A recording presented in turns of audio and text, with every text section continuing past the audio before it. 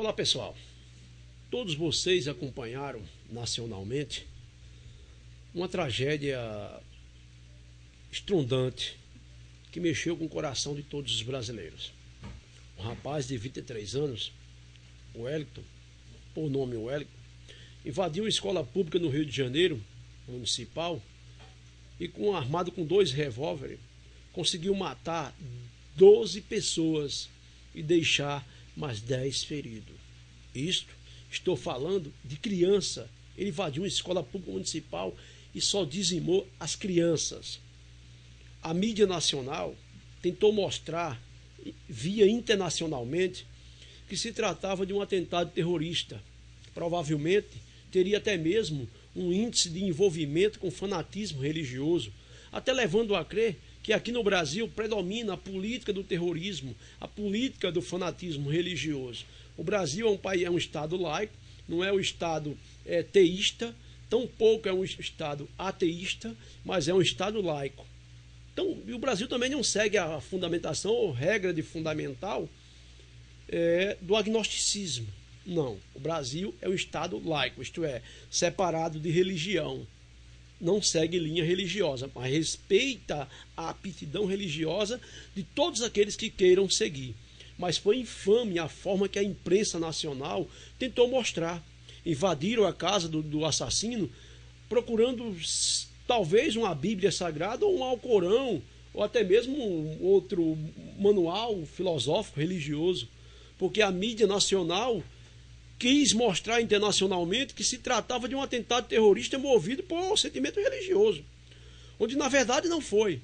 Agora, o engraçado de tudo é que nós não vimos, eu não vi, não sei se você viu, alguém da imprensa nacional questionar os direitos fundamentais daquelas crianças que foram vitimadas e dos que escaparam, os direitos dos parentes, porque se eles foram assassinados dentro de uma escola pública, cabe o Ministério Público do Rio de Janeiro entrar com ação na justiça contra o Estado, contra o município e contra a União, para que haja indenização.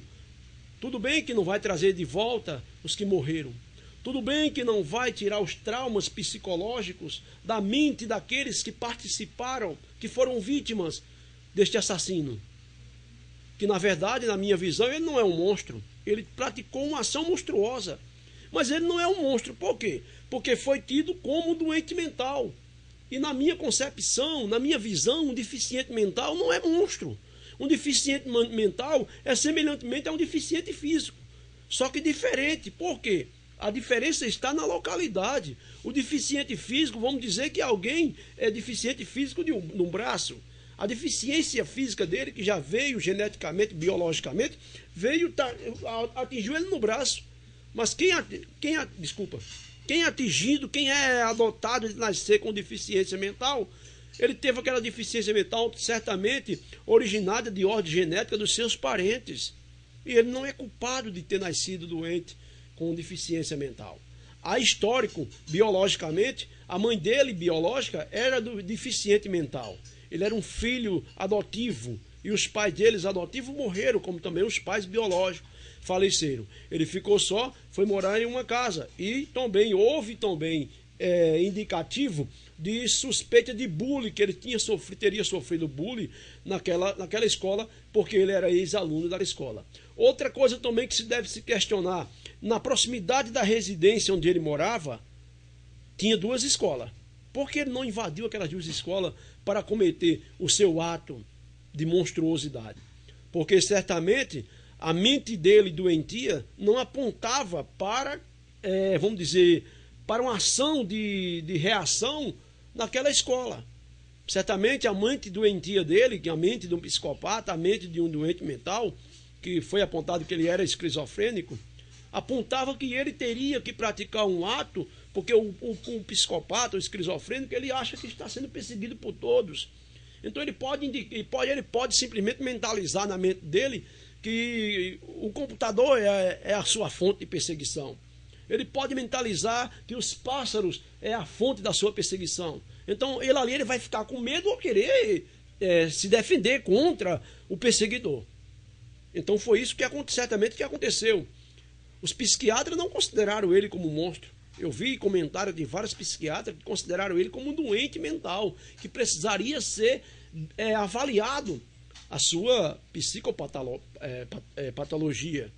Mas, infelizmente, nós vimos a mídia nacional mostrando internacionalmente que ele era um terrorista, e certamente até envolvido com alguma entidade política internacional que tem essas visões de praticar ações de terror, ações de genocídio, ações de destruição contra a vida humana. Onde, na verdade, não se levou a crer isso aí.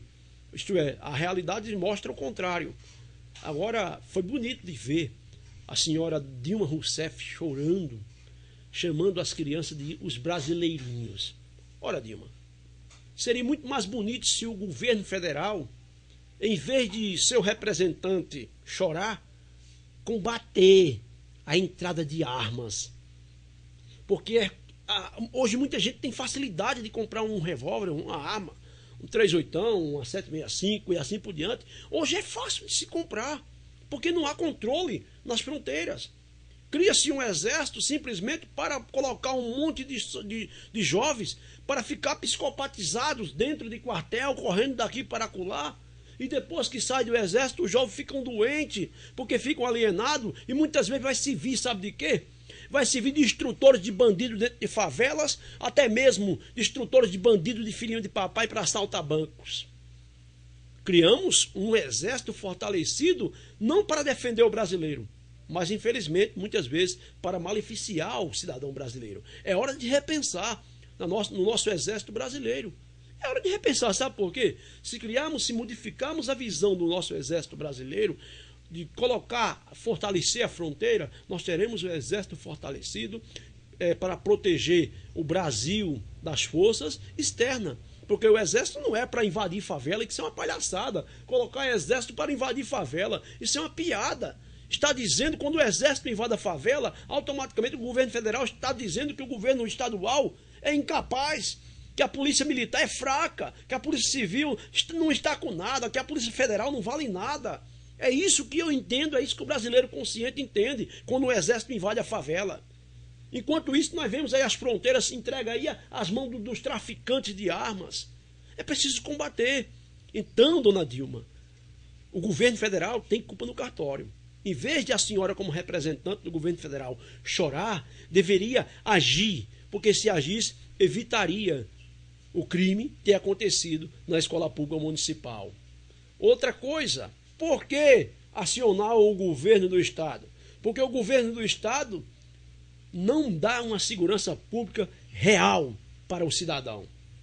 Não combate o mal pela raiz. Não somente colocar polícias para invadir favela e meter bala nos bandidos e chegando ao ponto de atacar até mesmo o cidadão vitimado por uma bala perdida. Isso não é forma de combater a criminalidade. Combate-se a criminalidade cedendo ao mesmo tempo, partindo do governo federal, saúde pública de qualidade, habitação de qualidade. No Rio, muita gente mora como se fosse macaco pendurado em cima de árvore. Me entenda o sentido figurativo. Tem que subir ladeiras e mais ladeiras, como se fosse um urso em busca de sua caverna. E aí? Onde está o culpado? Somente o rapaz que assassinou as crianças é o culpado? Não. Ele fez uma ação errada? Fez. Uma ação monstruosa, que ele poderia ter procurado um tratamento, mas infelizmente o seu perfil biológico histórico, a sua antecedência histórica, biológica, genética, mostrava que ele tinha tendência para desenvolver isso. E infelizmente o defazejo da vida levou o mesmo a uma conotação errônea. Mas é preciso ver que o Estado também é culpado.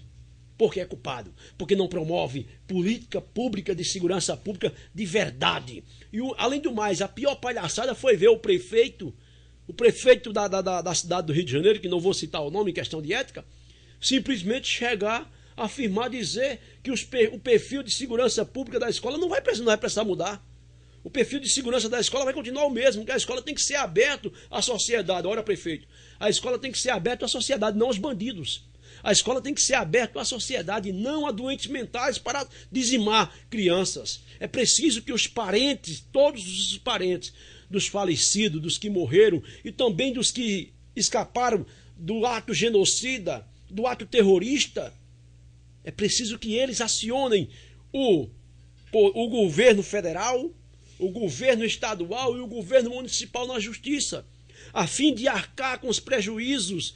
Infelizmente, de indenização, não vai trazer a vida de volta, nem vai tirar os traumas. Mas é preciso que acione na justiça para que os representantes dos governos estadual, municipal e federal parem um pouco para pensar a forma, a política de segurança pública, a política de saúde que está sendo feita para com o cidadão. Observe bem. Se o governo federal promovesse uma saúde mental de qualidade, valorizasse a psiquiatria, a sociedade psiquiatra, a sociedade de psicologia, de vivesse de fato e de verdade envolvida com a sociedade, garanto a vocês que este ato teria sim evitado. Teve até mesmo alguns intelectuais da cúpula da burocracia administrativa que chegou a afirmar que não tinha como evitar esse ato. Tinha sim. Tinha como evitar. Sabe como? Se quando ele nasceu, ele não foi adotado.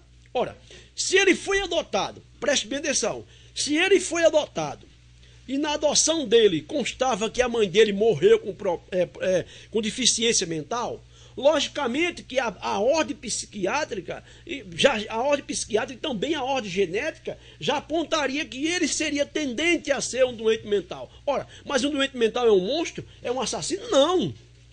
Mas aí caberia ao Estado ter um controle, juntamente um fortalecimento da sociedade psiquiatra, de psiquiatria, porque aí sim ele teria um atendimento melhor, ele teria sido, vamos dizer, atendido, porque ele passou por 2 trabalhos, era um cidadão normal, já tinha trabalhado.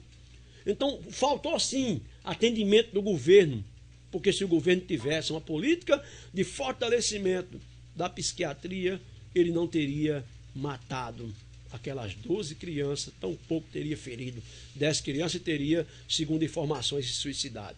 É preciso repensar a nossa política de segurança pública, a nossa política escolar, de segurança escolar, a nossa política de habitação popular. Observe bem, para finalizar, vamos explicar por aqui. Observe bem. Eu acho engraçado aqui em Campina Grande, na Paraíba, onde eu ando, onde eu moro, eu acho muito engraçado. Certo? Eu fiz parte de um sindicato e sempre eu cobrava da ex-prefeita de Campina para que ela pudesse colocar lombadas de frente a uma escola municipal que fica no distrito de Campina, na subdivisão de Campina, entre Campina e Queimadas. Já no caminho, na Avenida X Chateaubriand, que segue entre Campina e Queimada. A escola municipal Monsenhor Salles. Sempre eu apelei